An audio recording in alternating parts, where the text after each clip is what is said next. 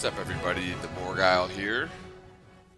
Back for another real quick video. This was actually a response to a comment from one of my subscribers, and I thought that there was just a couple of really important points to make, and I wanted to just sort of share this with everyone. So thank you, Miku, for the inspiration.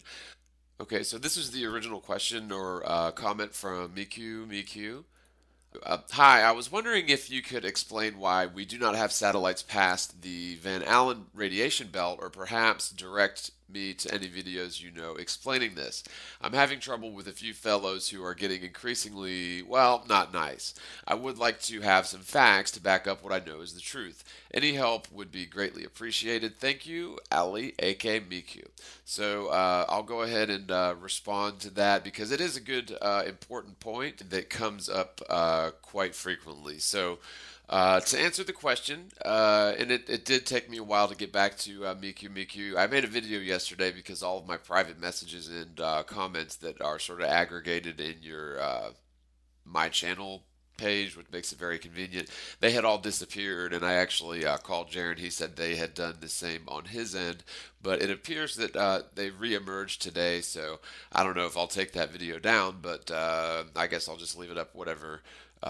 At any rate, it looks like those comments did indeed come back, so I'm glad I was able to respond at least to this one because it is a point that comes up frequently.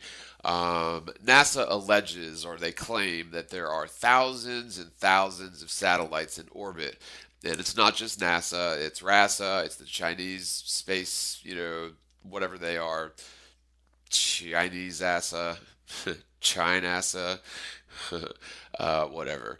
But yeah, they claim that there's literally thousands and thousands of satellites up there, ranging in altitude from about 300 or 400 miles up to at least 22,000 miles up, which is geostationary orbit conditions. They claim the highest altitude NASA satellite studying solar wind has its highest point and its orbit at about 470,310 kilometers. So if we convert that to miles, it's about 292,237 miles. So that's what they claim is the highest satellite at its highest point in orbit. Now, 292,000 miles is not just a number we can blow past.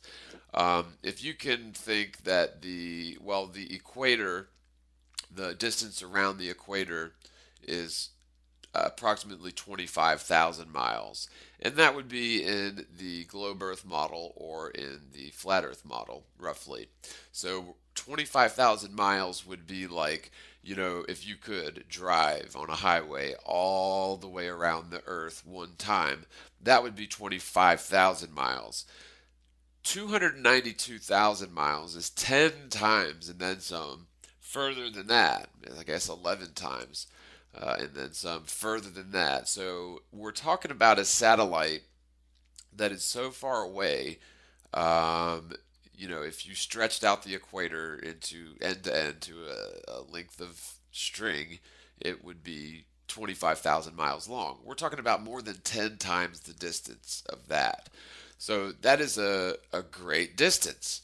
Now, one thing I find hilarious about this so-called highest flying satellite, not only is it the highest flying satellite at 470,000 kilometers or over 290,000 miles, but it is also the lowest flying satellite at the other end of its elliptical orbit or alleged elliptical orbit, coming as low as 186 kilometers or less than 100 miles. Now, this is to me so utterly ridiculous, but that's NASA for you. Now, first of all, radio frequency waves, which are electromagnetic waves. They're a spectrum, a certain frequency of electromagnetic waves. The whole claim is with electromagnetic waves is that or light waves, which are also electromagnetic waves, that they don't need any sort of physical medium to propagate. And This is the case because of the Einsteinian theory of space-time being a vacuum, which went against the Newtonian view of space as sort of an ether or of substance. Einstein threw that out and said that space-time was connected, and that it was sort of a linear fabric, that when massive bodies such as the sun or the earth displace this linear fabric of space-time, it creates a warping effect, and that warping effect is essentially what causes gravity. It's the nothingness of space and time pushing down into, trying to get back to its natural rectilinear state, almost like a surface tension on the globe. But this is, of course, preposterous because the Earth isn't a globe. So at any rate, not to get off on a tangent, the satellites range from 300 miles up. You've got the geostationary satellites at 22,000 miles up, which is roughly, again, roughly the circumference of the Earth at the equator. Or the circumference of the Earth, period. But the circumference of the Earth at the equator in the flat Earth model, it's about 25,000 miles or so.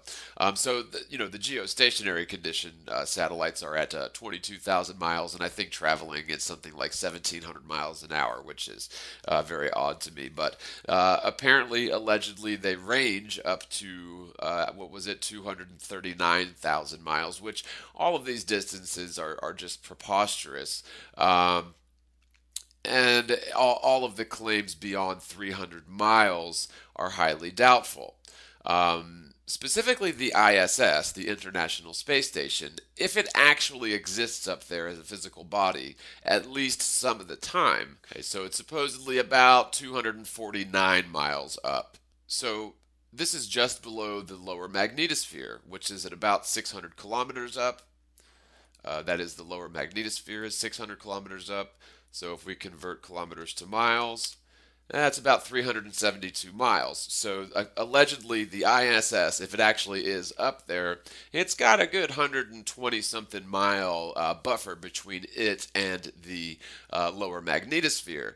Now, the reason that this is so significant is because of the recent discovery last year from Cleo Loy, the undergraduate student at the University of Sydney, who imaged in 3D real-time rendering using the Murchison radio telescope array in a binocular fashion to image these long since theorized and now finally allegedly proven ionized plasma tubes that run meridionally, or they run north to south in the lower magnetosphere. So again, about 600 kilometers up, about 372 miles up. So if the International Space Station actually exists up there, it's supposedly about 300 miles, 240 miles, 249 miles, and this is just below the lower magnetosphere in the thermosphere. And technically, I should say the magnetoplane and the thermoplane to be technically accurate, because there is nothing spherical about any of it. However, I will use the common vernacular for ease of understanding. Just note, when I say things like thermosphere or troposphere, I'm not talking about any sort of curved thing going around a sphere. We're just talking about different layers of atmosphere that are above the plane. And it works exactly the same. The distances are the same, except instead of having, liquids and gases wrapped around a ball flying through space, you have liquids and gases that are just stacked up on top of each other, sort of like a unshaken vinaigrette or an unshaken yoo-hoo. You have the heavier, denser, materials towards the bottom, and the lighter and lighter materials towards the top. That is the natural order of things. That's what causes hot air balloons to rise. That's what causes helium balloons to rise. That's what causes, 100-ton ships made of steel to float on water. And it's what causes a beach ball to race to the surface of the water when you hold it under. And it's what causes a vinaigrette to go back to its natural layered state once it remains unshaken for a time. Again, these are just the natural laws of density and buoyancy. It has nothing to do with spheres or gravity. It's simply the natural order of things. And I think ultimately We still must have a up and down, and I think that has to do with some form of either electromagnetism or maybe a more exotic form, or maybe another sort of side of that coin that has to do with frequency density, or density as a frequency, meaning higher density objects may be resonating at a higher frequency than lower density objects, and therefore, you've got the heavy dense ground being attractive to heavy dense objects, while helium balloons being of a different harmonic frequency at the molecular level will be, compelled upwards away from that area. It's just, again, following the natural laws of density and buoyancy. Has nothing to do with gravity, has nothing to do with this, planet curving the natural rectilinear state of space-time, causing, space-time to want to sort of snap back to its natural rectilinear state. All of this is theoretical, and in fact, in many ways has been disproven. I'm not going to get into all of that. You can watch many of my videos. Just look for the ones with gravity in the title, and you'll have many reasons why I have totally abandoned the Einsteinian view of gravity. And this is certainly not limited to the Ares failure experiments and the Michelson-Morley experiments. It just has to do with the spinning globe itself being so preposterous. The equator spinning 1,037.5 miles an hour east, while dropping along that curve at 135 miles per hour straight down, standing perpendicular to the axis, which is 4,000 miles away. That's at the equator. Gravity is, very nice and neat to balance us out there. However, if you take that same observer or that same ton of coffee from the equator to the North Pole, where you're standing on top of the axis and not spinning, well, spinning half the speed as the hour hand on a clock, and yet gravity doesn't squash you like a bug somehow, which makes no sense. I mean, there's just one example of why gravity on a spinning globe Earth doesn't make sense. Not to mention there's no curvature and it's not spinning, but I digress.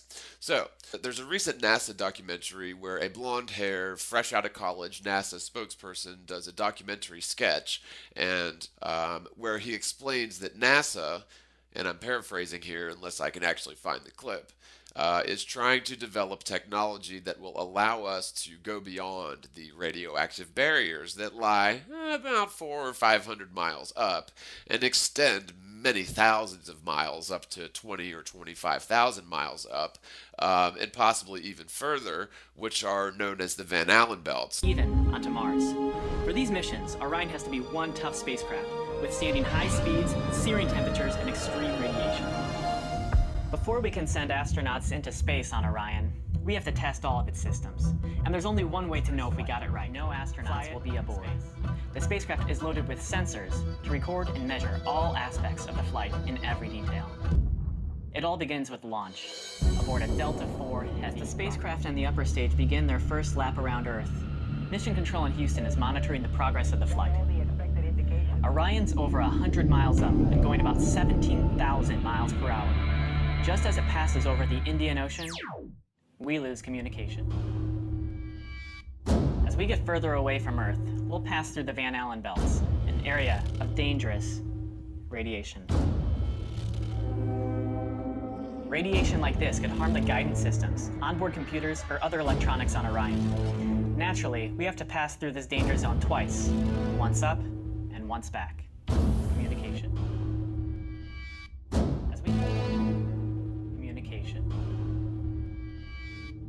But Orion has protection. Shielding will be put to the test as the vehicle cuts through the waves of radiation. Sensors aboard will record radiation levels for scientists to study. We must solve these challenges before we send people through this region of space. We must solve these challenges before we send people through this region of space. We must solve these challenges before we send people through this region of space. We must solve these challenges before we send people through this region of space. We must solve these challenges before we send people through this region of space. We must solve these challenges before we send people through this region of space. It's great to be a part of this first space flight for Orion, and we're looking forward to beginning a new chapter in human space exploration. We must solve these challenges before we send people through this region of space. We must solve these challenges before we send people through this region of space. One thing I'll point out real quick is that Orion is not a name of the craft that we should just blow past. In Greek mythology, Orion was a giant huntsman whom Zeus placed among the stars as the constellation of Orion. Again, this is mythology. I'm not saying that someone put the stars in the specific positions to have the constellations. The constellations are obviously a human construct, just to randomly create patterns in the stars so as to, track them as opposed to memorizing all the thousands or billions of stars in the night sky. It's easier to track them in clusters and sort of put familiar shapes or, whatever to them. But anyways, ancient sources tell several different stories about Orion. There are two major versions of his birth and several versions of his death. In Greek literature, he appears first as the great hunter in Homer's epic, The Odyssey, where Odysseus sees his shade in the underworld. The bare bones of his story are told by the Hellenistic and Roman collectors of myths, but there is no extant literary version of his adventures comparable, for example, to that of Jason in Apollonius of Rhodes.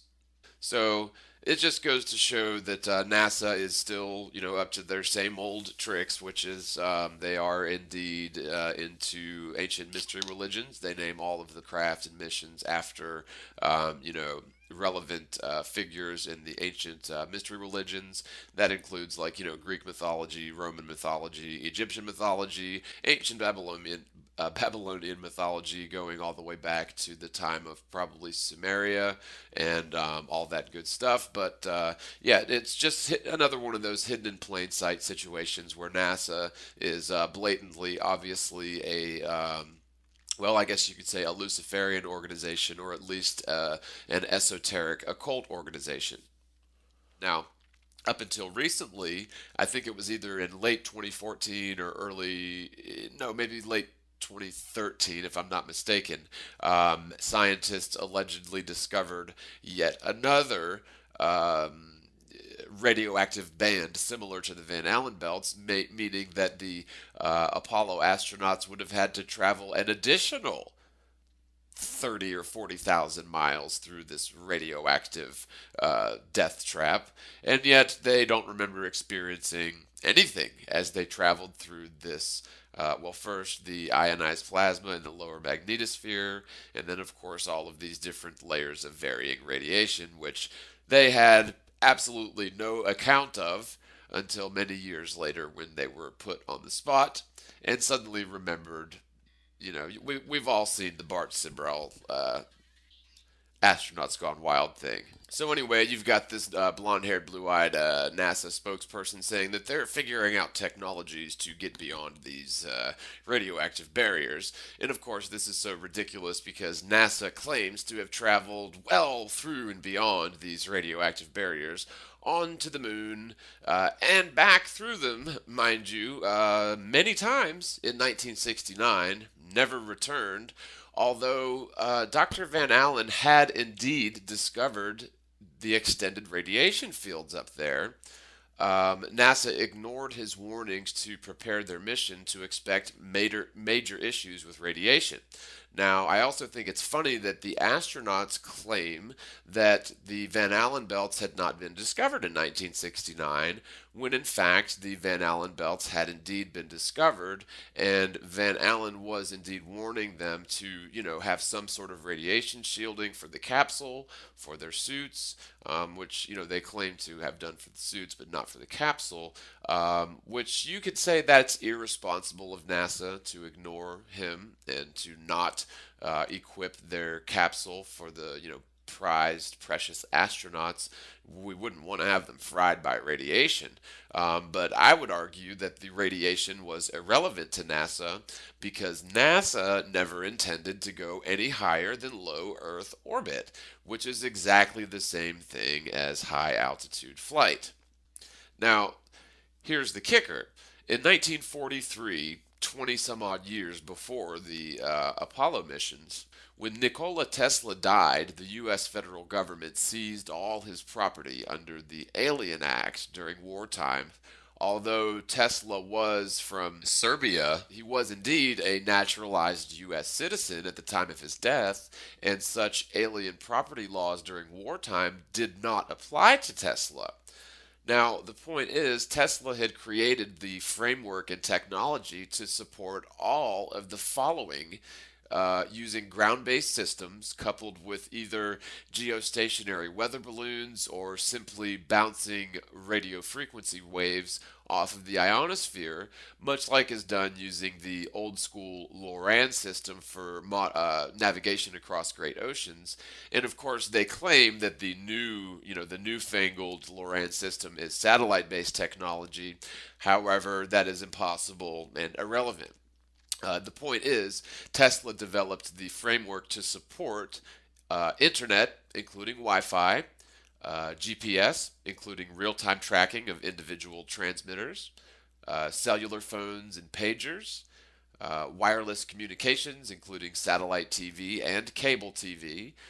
Yes, if you have cable, your cable company gets all of their data and all of their channels from a satellite dish. Now, I'm not saying they're coming from a satellite, but they're coming from the natural electromagnetic fields generated by the Earth, which, NASA, who claims to be generating the signals, is just simply piggybacking on the natural electromagnetic fields of the Earth. They're piggybacking their radio waves that way, and I believe they're also possibly bouncing radio waves off of the ionosphere or geostationary weather balloons. Certainly not satellites, but Tesla technology could have supported all of that, wireless communications, anything you can think of in terms of modern telephony or communications or wireless.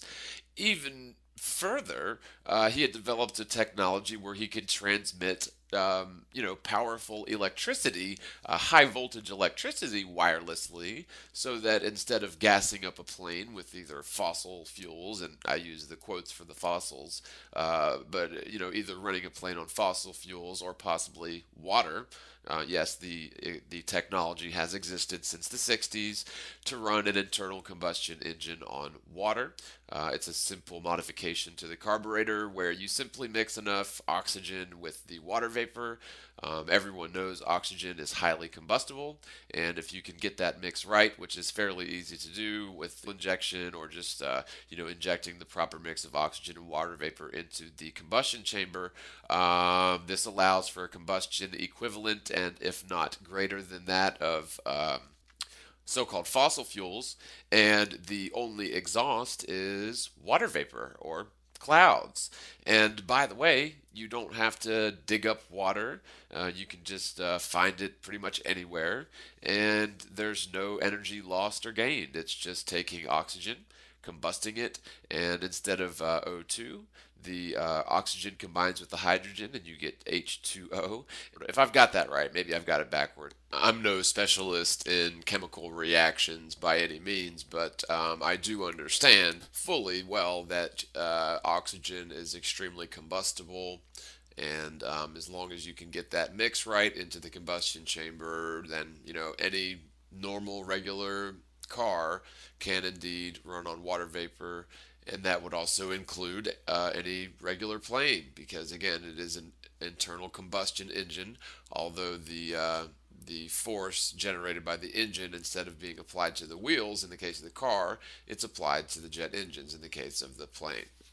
I'm no chemical physicist, but you get the point. The only exhaust is water vapor, and however the combustion works, it has to do with oxygen being the main combustion in the internal combustion engine. And by the way, jet engines and airplane engines are indeed internal combustion engines. Now, I know it is a major point of contention with many people. People love their chemtrails, and I don't deny that there are certain chemtrails. You've got weather seeding, cloud seeding, which uses aluminum. You've got certain chemtrails that are used to magnify or amplify radio frequency waves. for assuming for things like spying on the American public. So there is that. But there's also this other thing, this idea or this fact that a man named Tom Ogle invented a minor modification to the carburetor that would allow any normal internal combustion engine to run on simply water and water vapor. And so, at any rate, moving right along, that sort of got off base with Tesla, but he actually did come up with a way to transmit high voltage electricity that could run jet engines wirelessly. So we haven't seen that yet, but we've certainly seen Tesla technology in use for the last 20 or 30 years for sure. Now, all of that Tesla technology was supported by ground-based, tower-based systems that did not rely on satellites whatsoever. However, geostationary balloons, or simply weather balloons, which indeed remain stationary essentially to the ground below, could have been, and of course they'll drift, but if you've got many of them up there, it doesn't matter as long as you can bounce a signal off of one. That could be part of it. Although the ionosphere acts as an excellent method to bounce radio waves long distance across the plane, not a sphere. And I should also mention that Doppler radar, where the weather forecaster, the meteorologist, shows you what the weather's doing, that's all figured up by ground-based towers. Doppler towers are ground-based. That also is not satellite technology. And in fact, I recently uncovered that, the tornado experts, the guys that try to track tornadoes and warn people to save lives, the best forewarning time they have is about 15 minutes. And if only NASA would share with them their real-time satellite data of the lightning strikes, because there is a correlation when lightning strikes spike up in frequency under certain storm conditions. That's indicative of an upcoming tornado, and they could actually increase the response time or the forewarning time a great deal if only NASA would allow them real-time access to the lightning strikes of the world in real time. Unfortunately, you can watch the ISS live all night long or all day long. It passes through day and night many times over the course of a day, but you'll never ever see one single lightning bolt. And we've watched for hundreds of hours on the Globebusters. I mean, hundreds of hours, and we've never seen one single lightning bolt, nor can you see the street lights or the city lights from the ISS live. However, if you go back in later, once they've had a couple of months to manipulate the footage and archive it and do just straight up CGI, you'll see lightning bolts and street lights, and they say that they applied these filters later, using different cameras, and they have all these long excuses as to why. But in fact, if this technology could help save lives by predicting tornadoes earlier, NASA would have done it a long time ago. So, of course, the same sort of thing could be achieved with weather balloons, but the idea is that satellites supposedly have a much broader spectrum view of the big picture in real time, and so I just think it's a real shame that if NASA is indeed up there with satellites, that they are, sort of keeping the lightning data from the tornado experts, which, by the way, our tax dollars funded NASA, so anything that they come up with, all of their equipment is our property, the people, the United States citizens, the investors, not the private investors, the taxpayers, the big 18 to $20 billion a year ones. That comes from all of our paychecks and our sweat and labor. Anyway, with that being said, satellites are not necessary except for one reason: to convince us that it's terribly difficult and expensive to have cable TV or satellite TV. Yes, the cable companies get their data from a large satellite dish at the main office, so that we'll agree to pay hundreds of dollars per month for our internet, TV, and cell phones, while the technology to support such things were available for free since at least 1943, as developed by Tesla. And even before 1943, I mean, that's when he died, and that's when the United States government seized his property and ostensibly stole all of his inventions and used them to imprison and enslave us. Now, you see, Nikola Tesla wanted all people to benefit from his inventions freely. However, J.P. Morgan and Thomas Edison, ultimately backed by Rothschild, they did not want that to happen. They wanted to ensure that people would pay dearly for technologies that are so very simple and naturally easy to create, while convincing us of this bizarre scientific theory involving the Earth being a spinning sphere with satellites flying around at a gazillion, thousand miles an hour, 250,000 miles away, which is ridiculous. But they effectively killed two birds with one stone, so to speak. They monetized free technology that was Tesla based, and they also at the same time tricked us into believing in this infinite space heliocentric model. So it was very effective. That's how they roll. They ain't stupid. Now, all of the fake space missions that might have been shot on the ground involve some real footage of the Earth from high altitudes using a fisheye lens to create the illusion of curvature. However, the horizon is indeed a perfectly straight line, an equidistant circle all around the observer, regardless of altitude. You could be on the top of a ship at sea, and the horizon will be an equidistant circle all around you, which does sort of appear as a curve.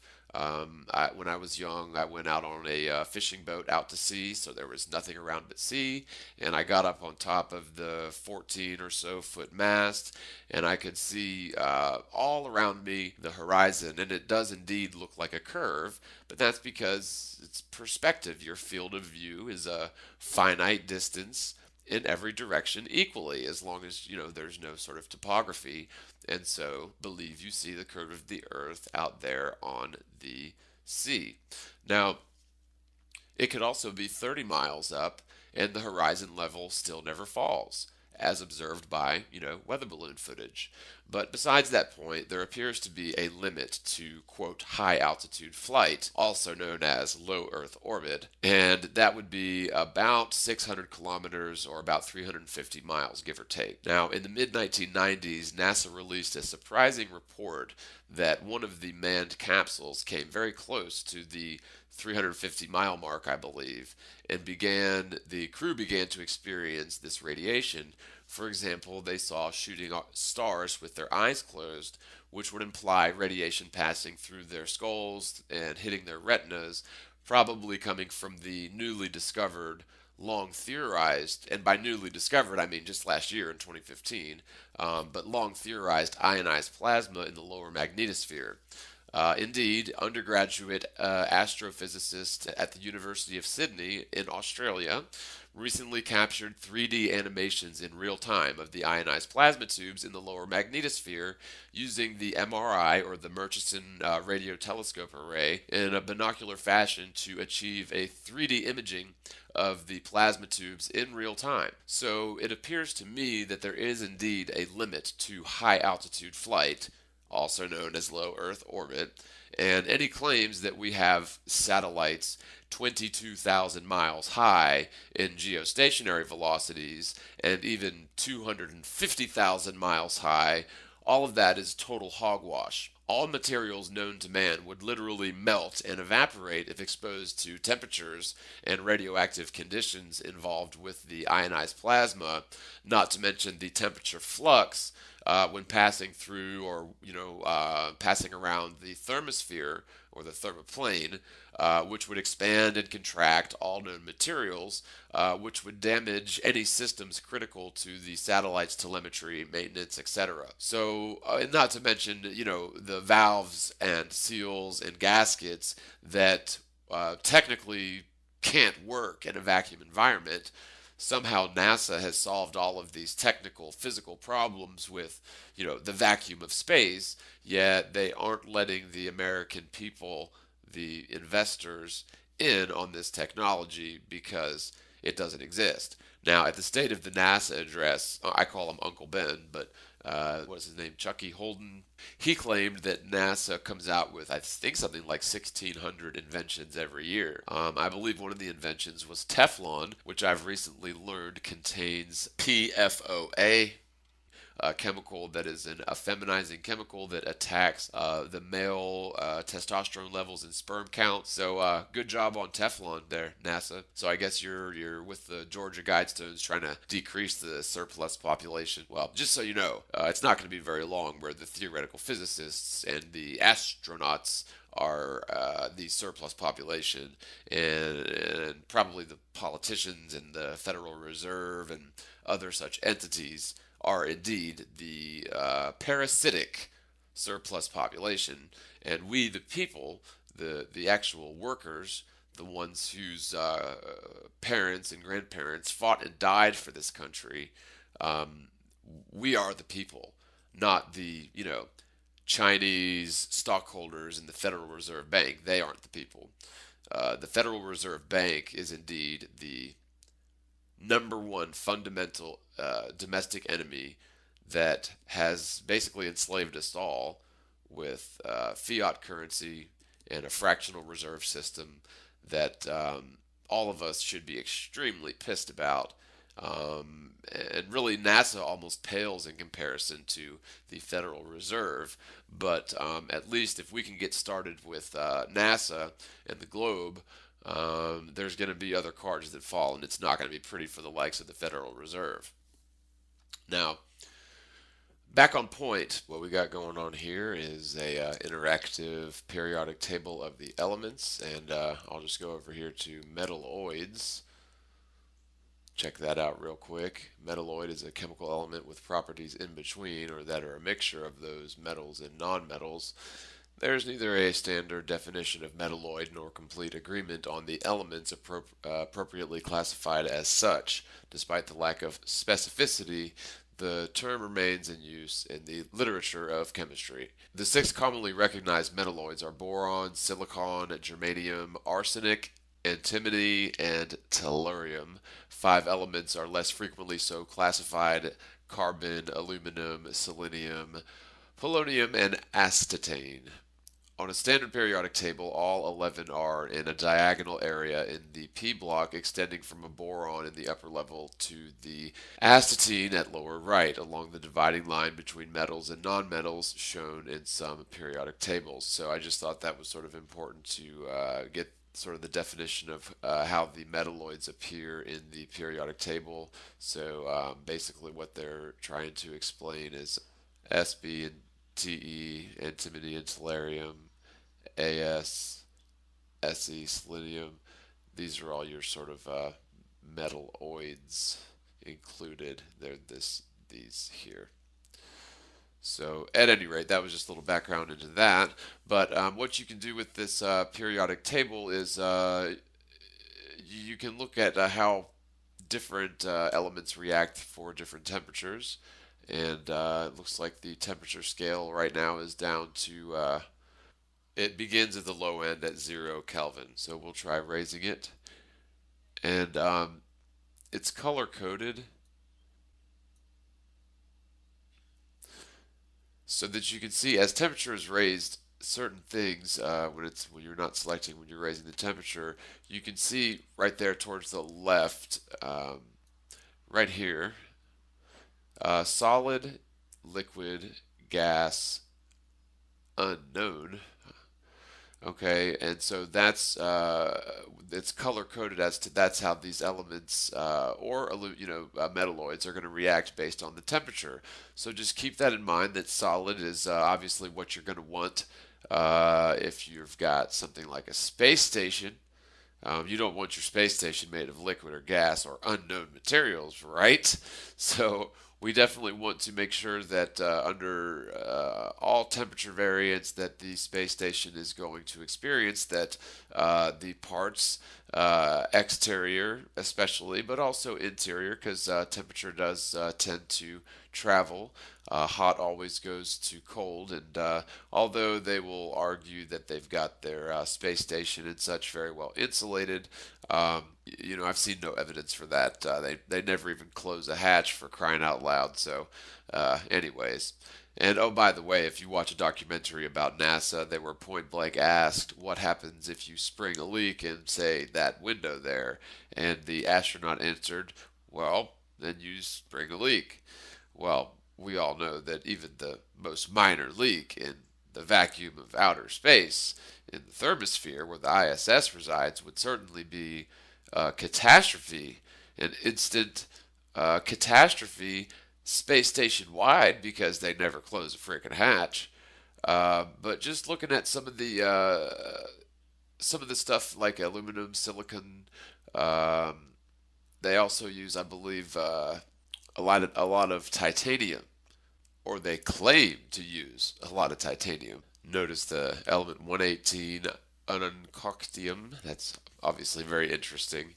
But anyway, uh, and then you've got titanium over here, so that's a lot. There's a lot of titanium involved with the ISS. Just keep a look at the colors, because again, the colors is what's going on when you see, like right there when I go back and forth, you see the V go back, or the chromium go back from black to blue as I go back and forth through the colors.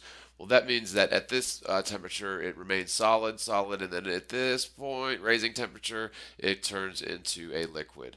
And if you continue to raise the temperature, just like everything else, it'll eventually evaporate or turn into a gas. And again, I'm looking at chromium here, or chrome, and if you continue going to certain temperatures, chrome just remains in a gaseous state all the way up to the top, which is 6,000.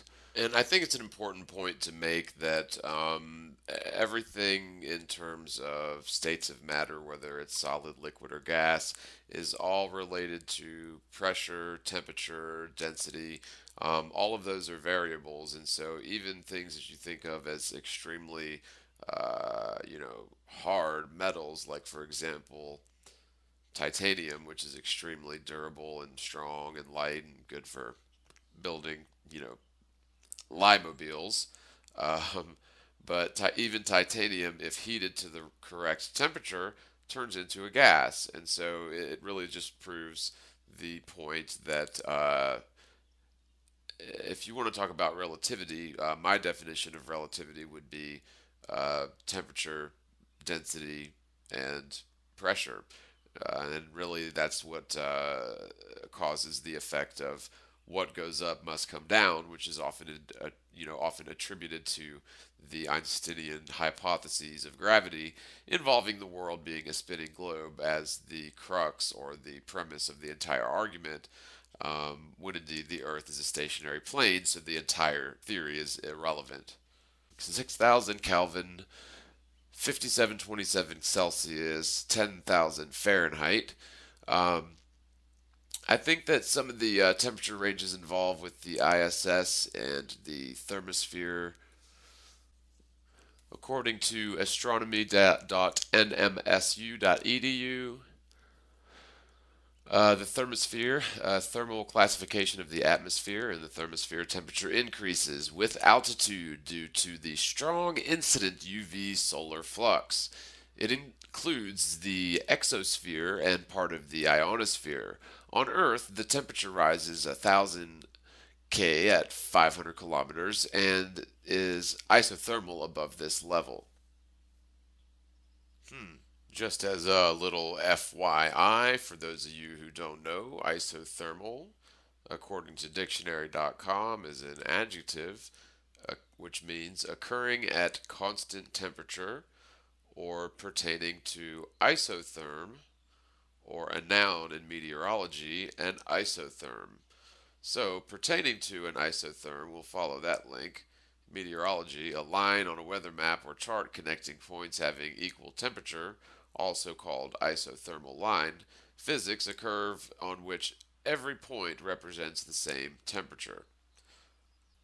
And without, playing Captain Obvious too much here, I think it's safe to say that there is no curvature of any of these, alleged curves that are in the dictionary.com definition.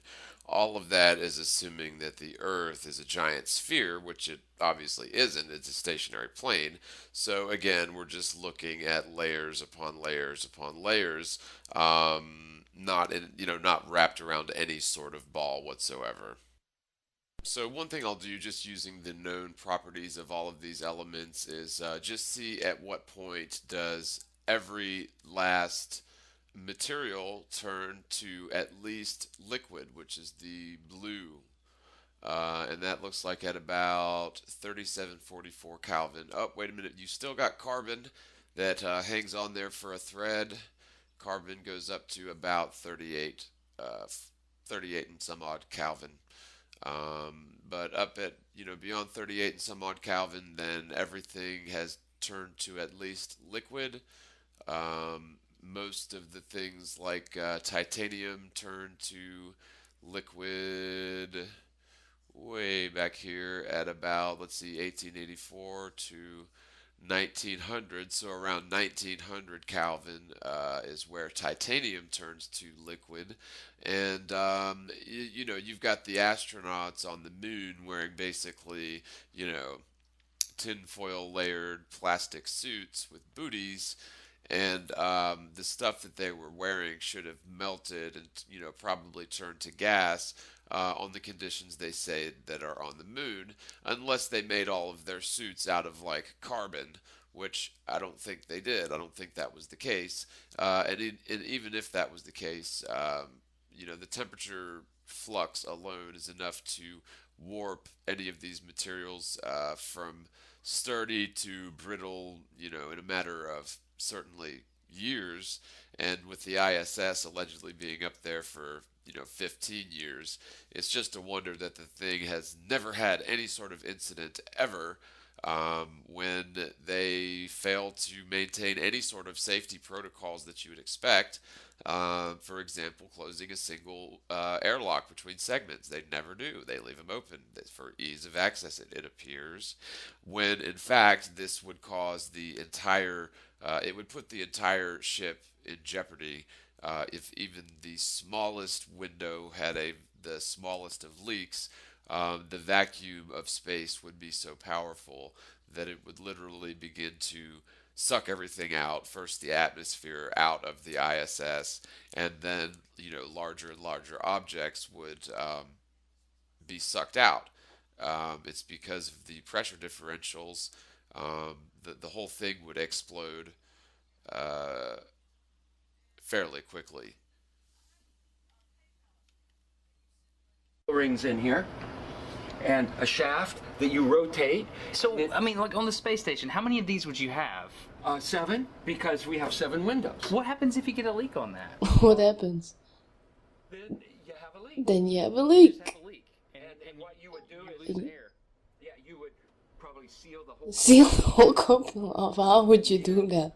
There's probably a plan I don't know off the top of my head. But There it's is a probably plan he does not know at the top of his head, but he has been to space several times for years, and he does not know the plan. How can he not know the plan? placing the. Operate a lid on the outside of the space station. This looks really funny, isn't it? This looks really ridiculous. He is a clown. It's called real good engineering. Real good engineering. Look at how he said it. Listen.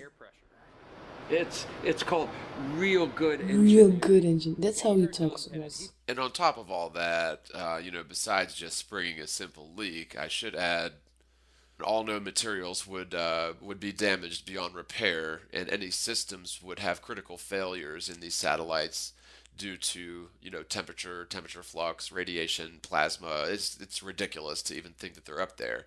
So the fact is, there are almost definitely not satellites at least beyond the 350 mile mark at all, because first of all, they're unnecessary. Second of all, they're impossible. Third, they would be hypothetically completely ineffective to transmit radio frequency waves 22,000 miles, let alone 250,000 miles. Hell, even 400 miles. Radio frequency waves diffuse into the background radiation at much shorter intervals than 400 miles, and it's impossible to transmit radio frequency waves the distances they claim. And it's even funnier because back in 1973, NASA claims to have sent Pioneer 10, a little tin can with antennas on it, all the way to Jupiter. 365 million miles minimum. 90 million miles of that would have been through the asteroid belt, and yet they claim to have sent radio frequency waves with 1970s technology through the vacuum of space, through 90 million miles of asteroids, back to Earth, and people believe this. And I actually did a documentary. Well, it was part of a documentary just reviewing NASA's timeline of Pioneer 10's supposed mission, and the timeline makes no sense. So I'm not going to get into the details of that, but definitely check out that video. It's called History of the Fixed Plane, and I'll go ahead and put a link in the description. On the cover, it's got a picture of Jupiter with a little generic rocket launching off of Jupiter, or off of the Earth going towards Jupiter. So finally, that was number 3. Number 4, the exact same effects can be achieved by weather balloons. And I'm talking about satellites. The effects of satellites can be achieved by weather balloons, which the U.S. military was indeed using since at least the early 40s to extend the range of radio waves, and ostensibly for spying purposes. It certainly would give a person an advantage to have a high altitude weather balloon well above enemy territory, that or maybe multiple weather balloons well above enemy territory, that would allow you to triangulate on their radio signals and positions, that would allow you to pick out, high profile, high buzz targets. And my grandfather, he's long since dead and gone for many years now. But when I was younger, he would tell me, his old war stories, and part of that involved weather balloons that they used. He was in the Army Corps of Engineers. And at any rate, he did tell me a little bit about that they were using them in the 40s and the 50s. And so this whole idea that you need satellites for GPS is ridiculous. The military has had that technology since before the first satellite was ever launched. And in fact, you can find old footage of the early 1950s when there were 0 satellites, allegedly, where they have things that look exactly like cell phone towers and satellite dishes. So what this tells me, what does it tell you? Should I have to answer this for you, or should I let you think about it for a minute? If the Army had cell phone towers and satellite dishes in 1950, when there were no satellites, what does that tell you? What it tells me is satellite dishes and cell phone towers are not related to satellites orbiting the Earth whatsoever. It tells me that they are tapping in to ground-based, Tesla-based technologies, which are essentially naturally created by the Earth. That was the brilliant thing about Tesla. He understood that the Earth itself was a giant capacitor plate, and that the ionosphere was the other plate to make the connection. And modern globe science still doesn't have an explanation for lightning. They don't. But to me, and I think probably to Tesla, it was obvious that all lightning is the ionosphere grounding out. Makes perfect sense to me. Could be wrong. It's just a theory. But the exact same effects of satellites can be achieved by weather balloons, which the U.S. military was using since at least the early 40s to extend the range of radio waves, to triangulate on radio positions, etc., etc. Now, the truth is, the idea of satellites are so utterly ridiculous, it's extremely confounding to ponder how they ever possibly got away with that lie for so long.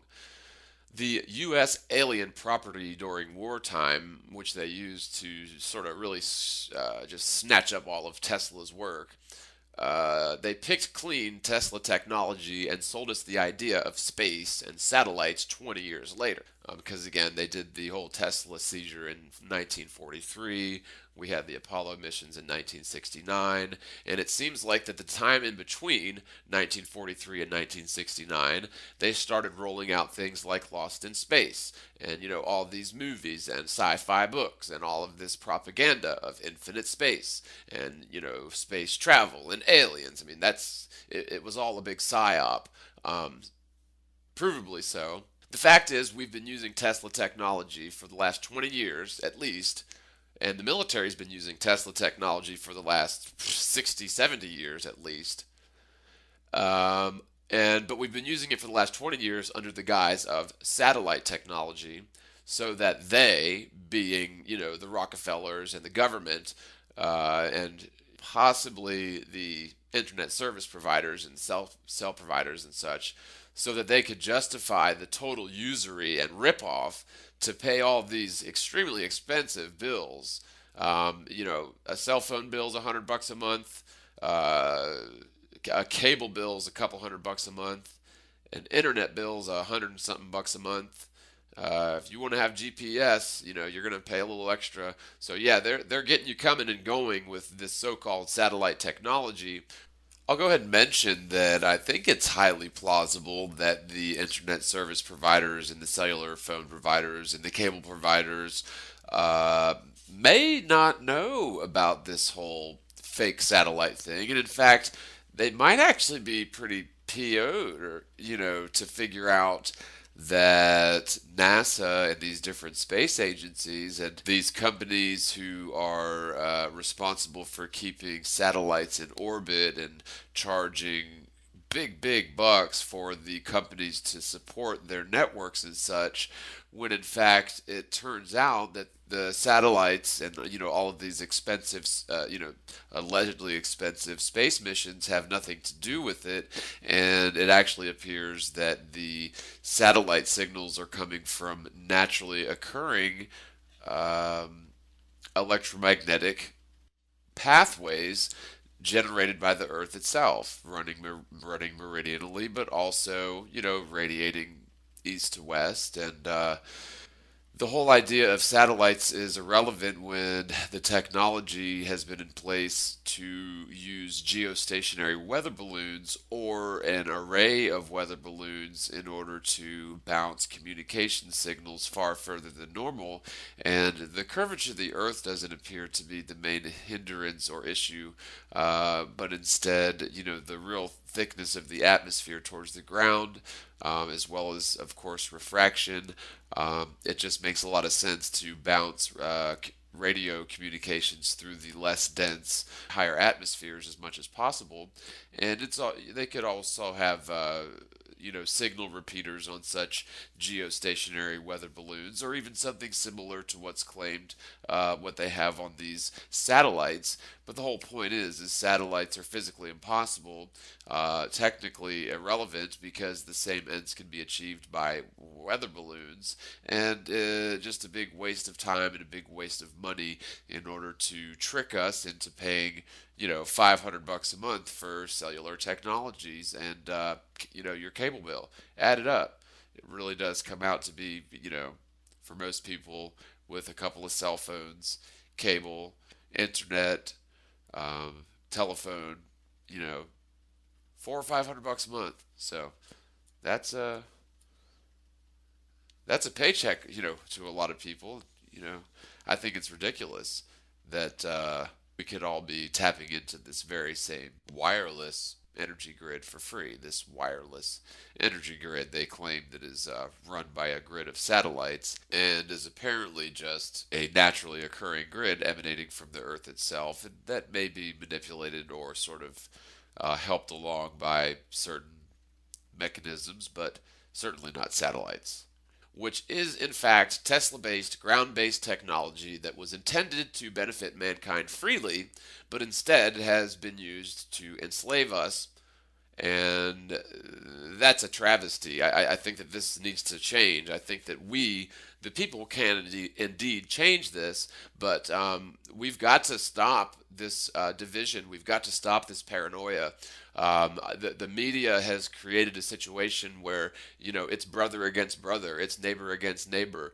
I remember growing up that it was very common for us to have big block parties and all the neighbors knew each other and everybody sort of got along. And I just remember lots of good times, and anymore, and maybe it's because of the neighborhood that I live in, but in the last 10 or 15 years, I can't remember a neighborhood block party, and maybe there's still some neighborhoods out there that do. But I just, things seem different. It's like if you say hey to your neighbor, half the time they look at you sideways and sort of scurry inside and lock the door. And I really don't think that has so much to do with crime. I think that has to do more with fear, porn, and propaganda. Like Charlie Manson, hippies were just thought of as sort of, harmless, hippie, pot-smoking dudes, up until Charlie Manson, who I think was a total CIA operative, who at that point turned everybody against hippies. And then you had the whole Timothy Leary thing. He was a CIA operative, by the way, pushing the CIA agenda of getting the entire youth jacked up on LSD so that they couldn't think properly and function. And meanwhile, put through all these laws and did the Vietnam War and set up the framework for the situation that we have today. So thanks a lot, hippies, for getting all jacked up on LSD, because it was the cool thing to tune in, turn on, and drop out, or whatever the hell the little slogan was. But yeah, Timothy Leary, yep, CIA operative. The guy from the Grateful Dead, yep, Jerry Garcia, CIA operative. The Beatles, I'm not so sure, but there was definitely something up with them. They were certainly involved in the whole Illuminati agenda, that's for sure. Sort of gotten off a track, but the fact is we've been using Tesla technology for the last 20 years under the guise of satellite technology so that they could justify just ripping us off and paying for all of this expensive, satellite technology, which, by the way, our very tax dollars paid to set up in the first place, whether it's satellites or weather balloons or, towers or whatever. We paid for it. That it's our community property. See, that's what a lot of people don't understand. This whole travesty is bass-ackwards. Corporations were originally set up as a public trust to fulfill some public good and to benefit the public.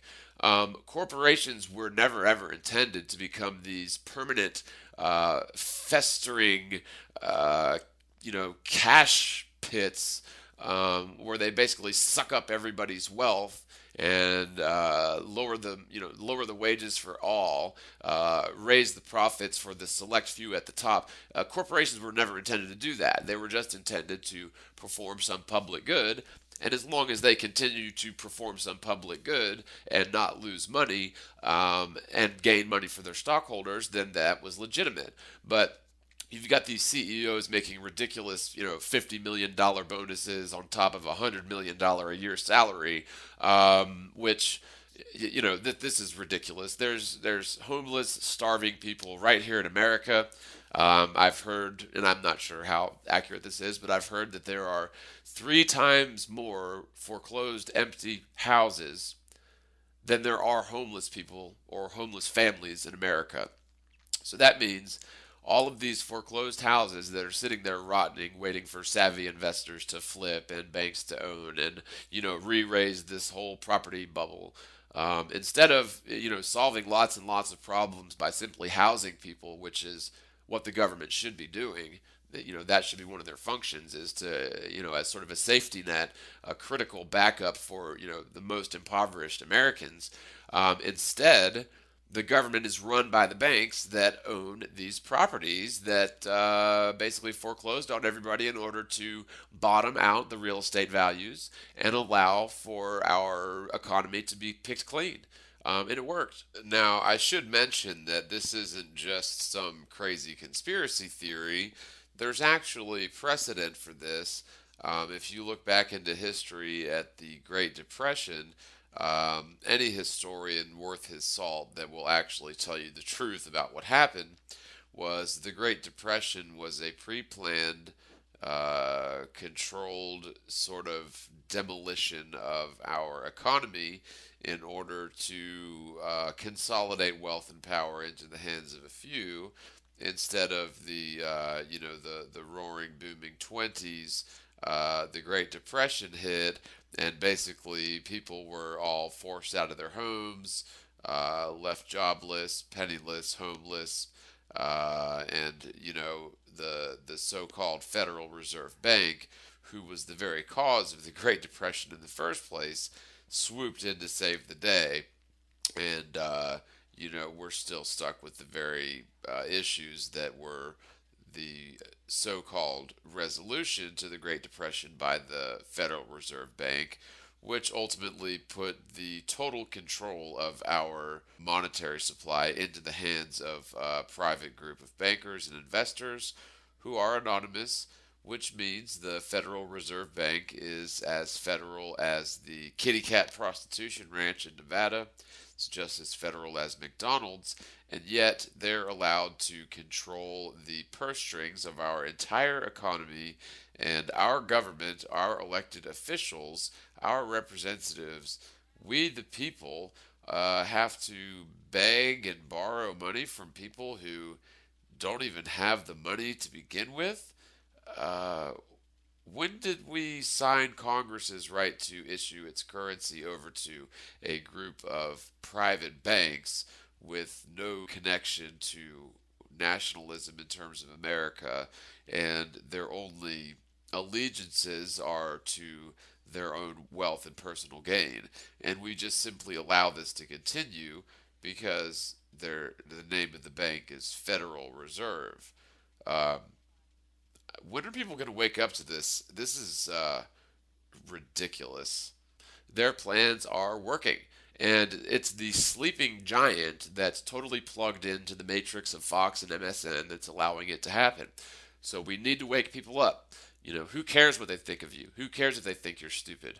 Start with the Federal Reserve Bank. That's a big one. You know, ask 10 people what do they think of the Federal Reserve Bank. I guarantee you 9, if not 10 of them will say, "Well, that's where, that's where our money comes from." No, the Federal Reserve Bank is a private bank that invents money out of thin air and loans it to our government at interest, and then loans it to these members FDIC banks who loan it to you at interest. By the way, this money never existed. So you have this private group of people who have the ability to invent cash out of thin air, loan it to you, and then you have to go and work and pay it back. So guess what? You're a slave. The Federal Reserve Bank makes you a slave. They've got to go. They were the reason that JFK was assassinated, I believe. He ran against the Federal Reserve and the CIA, and they had him whacked in broad daylight, in the heart of a big city. So there you go on that. But again, sort of going off topic, the truth is the idea of satellites are really just so utterly ridiculous. I'm just confounded to understand how long they got away with it for so long. And we've definitely been using Tesla-based technology under the guise of satellite technology for the last 20 years. The military's been using it for 75. And again, the point that I had was our tax dollars paid to set all this up, including the military, including NASA and their fakery, which is just a total travesty. Tesla must be rolling in his grave, seriously.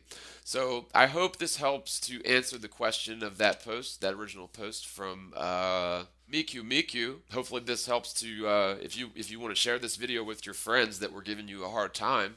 All this research is public domain, so anybody can verify it. Now, a couple things I'll add is the U.S. military is certainly capable of high altitude flight, and I would say even extremely high altitude flight.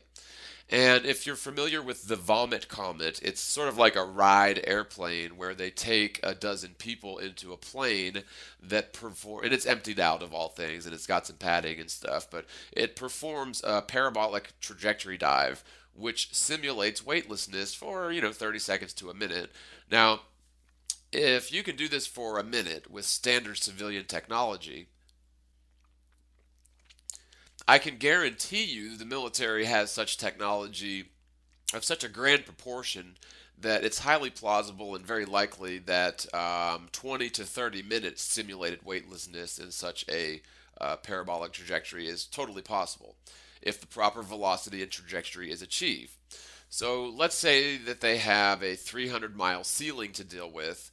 And I'm not talking about a glass dome in the sky. I'm talking about, the lower magnetosphere with all of this dangerous, ionized plasma and electromagnetic radiation and all that sort of thing. But I could see them going to great velocities at 250 miles up due to the lack of atmosphere and so little resistance to deal with, ergo increasing the craft's terminal velocity. Allowing them to perform one hell of a parabolic trajectory, meaning some of the long-term shots of the, quote, weightless astronauts might be done in some unknown, black-budget, high-altitude flight-capable mammoth, enabling them to perform convincing weightless tricks over extended periods using known technology just on a grander scale. Now, there's no doubt that they've used green screen technology, underwater tanks for spacewalks, and generally CGI. I think it's totally plausible that some of the more convincing, longer term weightless shots of the ISS could be achieved using some sort of unknown, very large, high altitude capable craft, which isn't orbiting the Earth in 95% gravity, but is instead performing parabolic maneuvers during super high altitude flight. Now, keep in mind, they're doing all this on our dime in order to convince us that they're up in space, exploring the vacuum of outer space, doing backflips, playing with water, flicking water all over the inside of the ISS, right near power supplies, playing the flute, playing guitars, doing more backflips, faking number one and faking number two, and just, mainly pretending to be in space. And never forget to have that big smile plastered across your face. Now, just notice that they do have a rule of never closing a single hatch between segments, or never closing an airlock between segments, which means that if one tiny small leak sprang in the mammoth and lanky ISS, the entire thing would be an orbiting pile of rubble and the blood and guts of all the astronauts just all over the place in just a single instant, just because they never close a hatch. Now, I suppose having too many extremely heavy iron hatches on the high altitude vehicle would be a bad idea. It'd be too much weight. Now, you'll notice in all ISS footage that the interior stuff appears to be very generic, ultralight, like an airplane bathroom door, for example. And their number one priority, if they actually were up there in the vacuum of space, should be to increasingly fortify the ISS with increasing stability and safety protocols, least of which closing a frickin' airlock hatch once ever.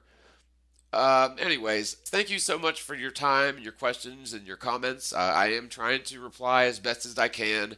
Really quick, if you would like to support this channel and support my efforts, you can contribute directly through PayPal to johnelance@gmail.com, or I do have a fan funding support option right there on my YouTube channel, although that is not preferred.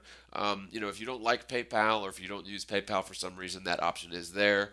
However, Google or YouTube holds those funds for 2 months. They take a big percentage of it, and they use the privilege of fan funding as sort of a punishment mechanism. So, at any rate, enough about that. Thank you guys so much for joining for another one of my little rant chats. As always, spread the word, spread the world, and peace out.